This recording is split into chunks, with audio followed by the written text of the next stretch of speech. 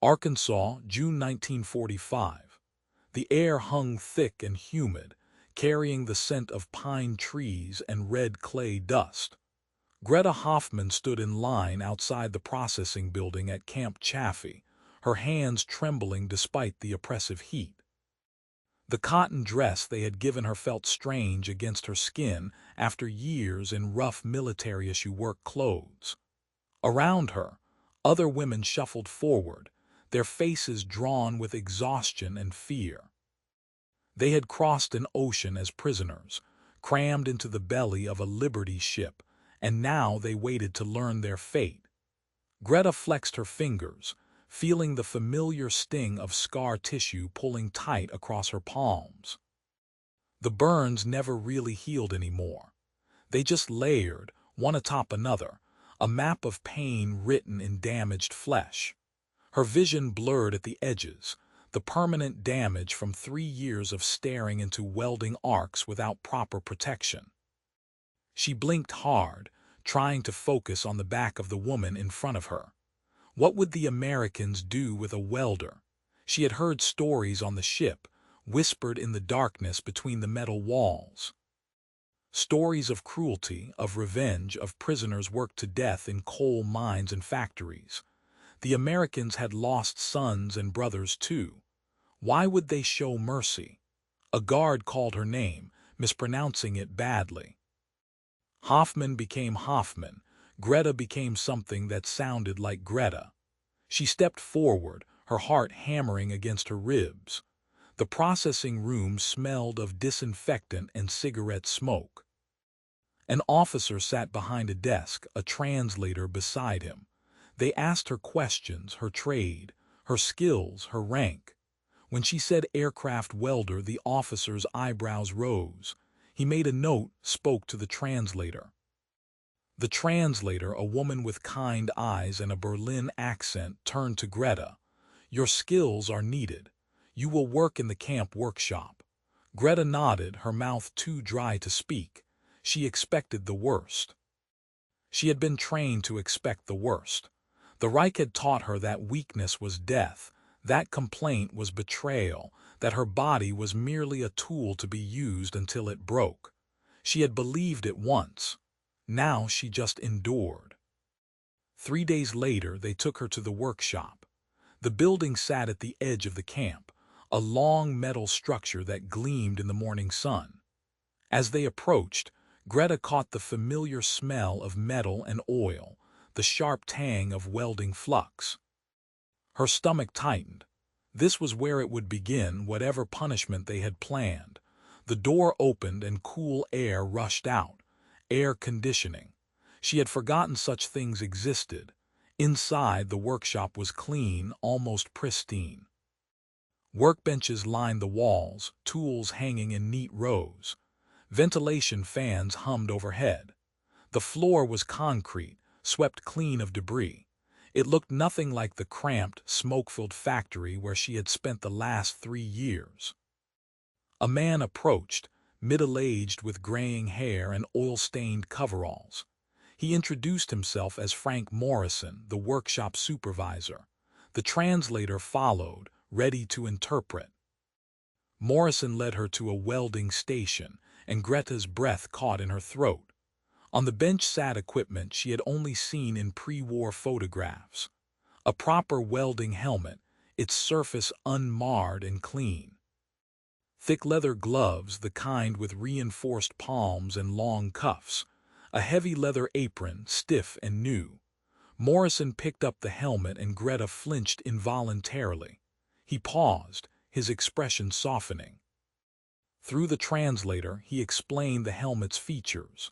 The adjustable shade lens, the flip-up visor, the comfortable headband. He demonstrated how to adjust the darkness level, how to position it for maximum protection. Greta stared at the helmet in his hands.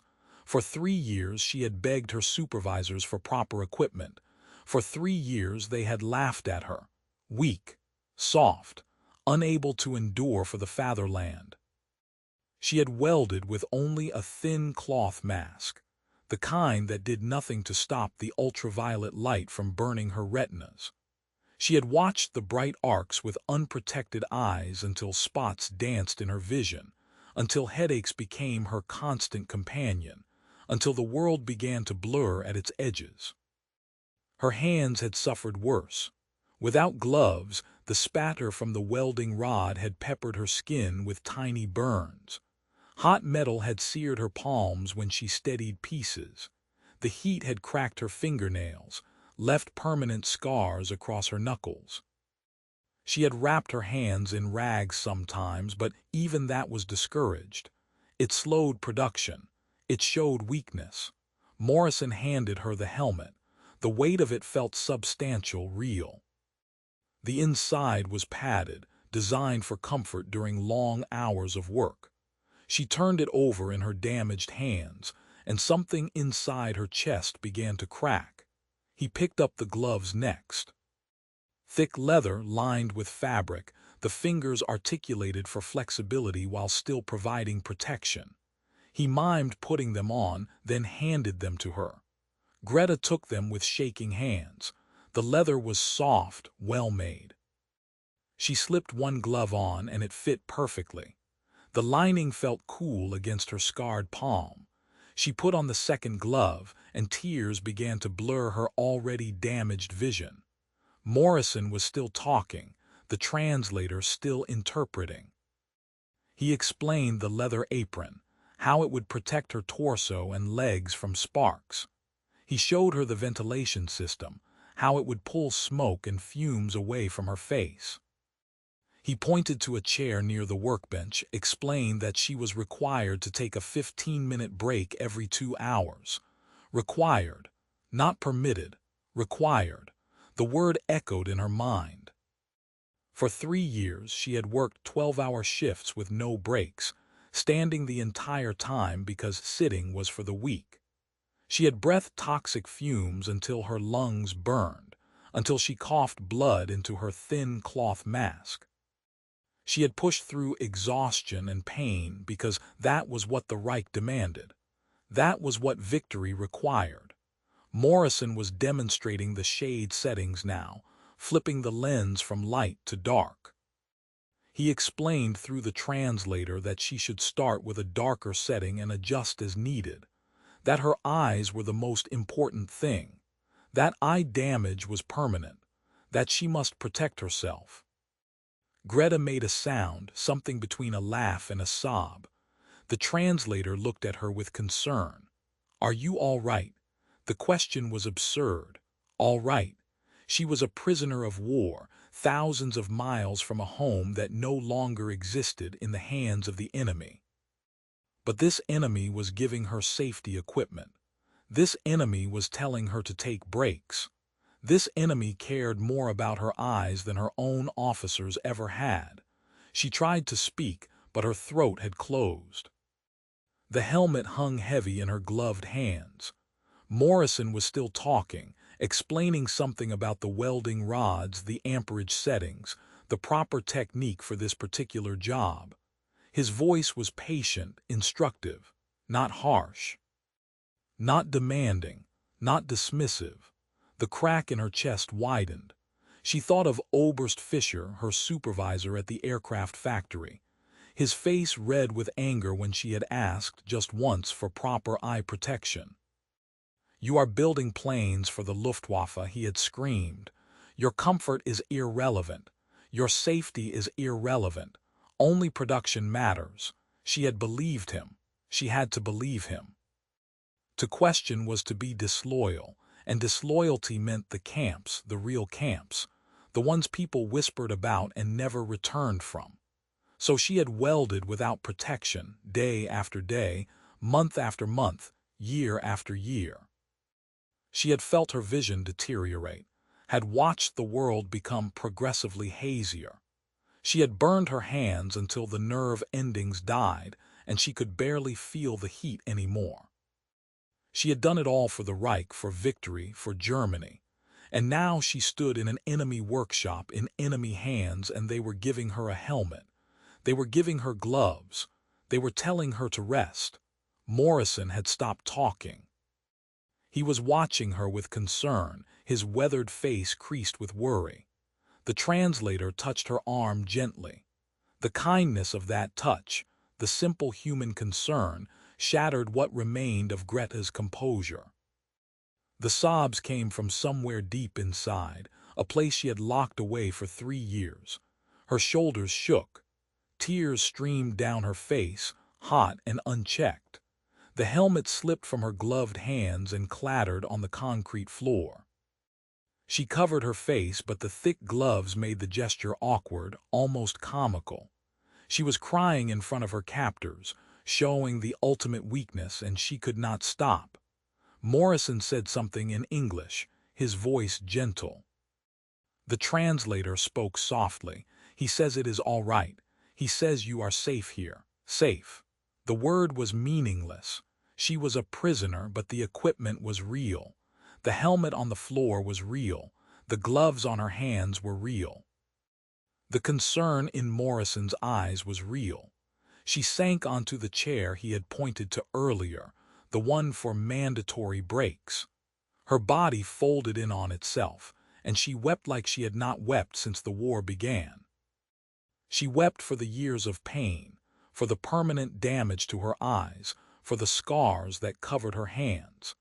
She wept for the realization that her own government had valued her less than these strangers did. She wept for the bitter, devastating truth that her captors treated her with more humanity than her own military ever had.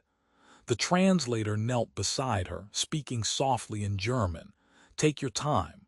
There is no rush. You are safe."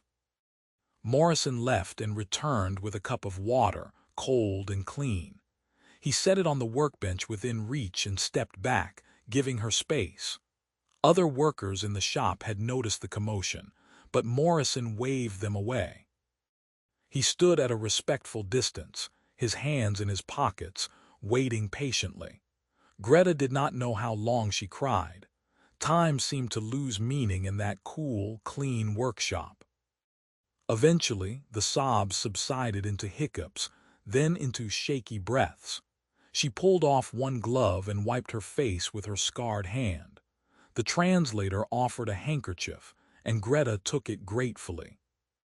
"I am sorry," she managed to say in broken English. Morrison shook his head. Through the translator, he said, "You have nothing to be sorry for."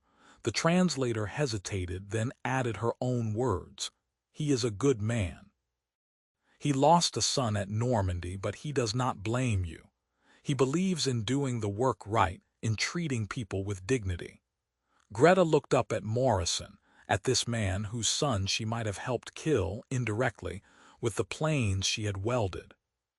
He met her gaze steadily, and she saw no hatred there, only a quiet sadness and a fundamental decency that made her want to weep again. She picked up the helmet from the floor, cradling it like something precious. Morrison helped her adjust the headband, showing her how to tighten it for a secure fit. He demonstrated the flip-up visor, useful for positioning work between welds. He handed her the second glove, waited while she put it on. The apron came next, heavy across her shoulders but distributed well with its straps. She felt armored, protected. For the first time in 3 years, she felt like her body mattered, like her safety was worth something. Morrison led her to the welding station and showed her the project. Simple repairs on metal frames, nothing as complex as aircraft fuselage. He demonstrated the technique, the helmet's dark lens protecting his eyes as sparks flew. Then he stepped back and gestured for her to try. Greta lowered the helmet, and the world went dark except for the small rectangle of the lens. She struck an arc, and the light was bright but not blinding. The lens did its job, filtering the harmful rays, protecting what remained of her vision. The gloves kept her hands safe from the spatter. The apron shielded her body. She completed a simple bead, then stopped and lifted the helmet. Morrison was nodding, giving her a thumbs up. "Good," he said, a word she understood. "Very good." Something shifted inside her. Not healing, not yet. The damage was too deep, too extensive, but a recognition perhaps. a understanding that she had been lied to, that the suffering had not been necessary, that the Reich's cruelty had been a choice, not an inevitability. She worked for 2 hours, Morrison checking on her periodically, offering guidance and encouragement. When the time came for her mandatory break, he tapped his watch and pointed to the chair. She removed her helmet and gloves, sat down in the chair and closed her burning eyes. The darkness behind her eyelids was shot through with afterimages, the permanent damage making itself known. But it was not getting worse. Not today. Not here. Morrison brought her another cup of cold water and a sandwich from somewhere. White bread, real meat, crisp lettuce. Food like she had not seen in years.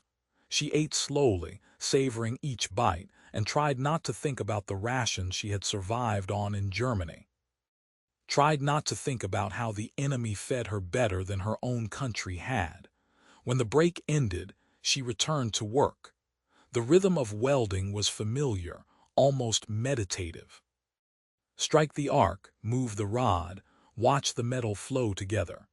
But now she did it with proper equipment, with brakes, with someone checking to make sure she was not pushing herself too hard. At the end of the shift, Morrison showed her where to store her equipment.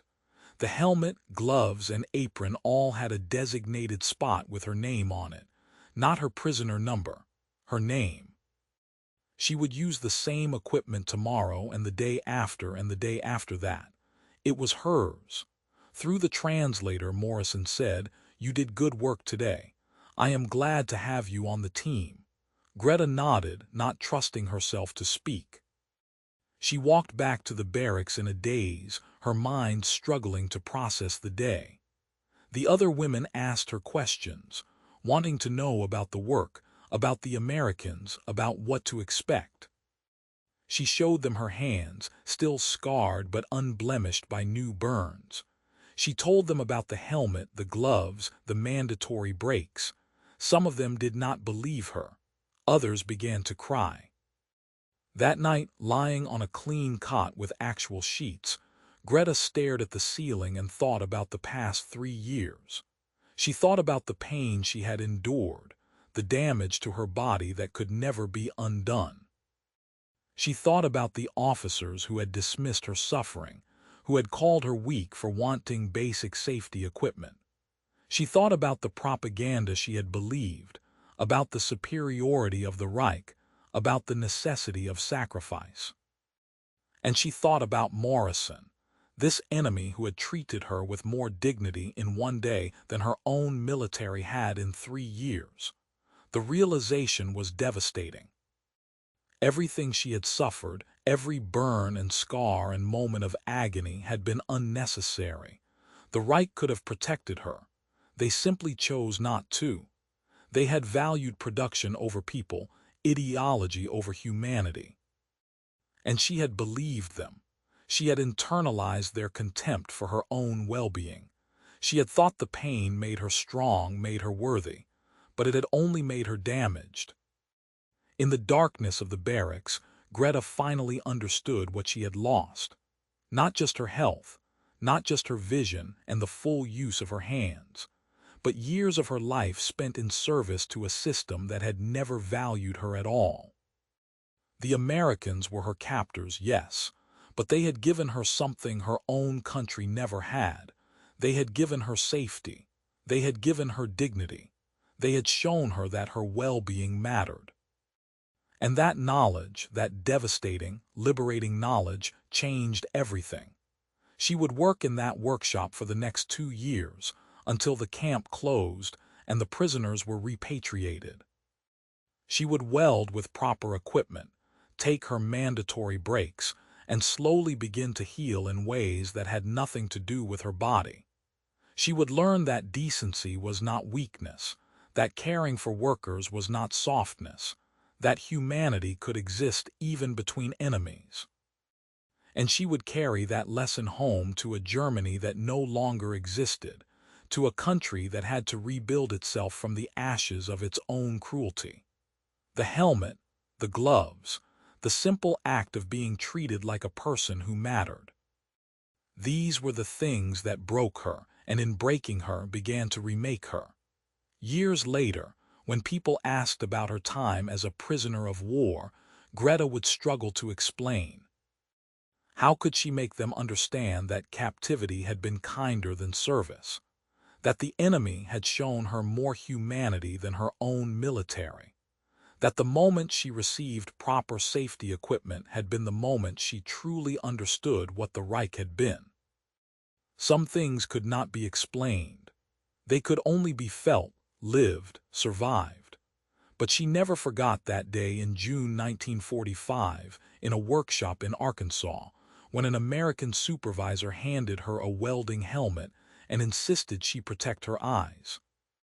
When a man whose son she might have helped kill treated her with more care than her own officers ever had. It was the day she learned that cruelty was a choice. And so was kindness. The scars on her hands would never fade. Her vision would never fully recover. But something inside her, something the Reich had tried to crush, began that day to remember what it meant to be human. And in the end, that was worth more than all the propaganda, all the ideology, all the false promises of glory. It was worth everything.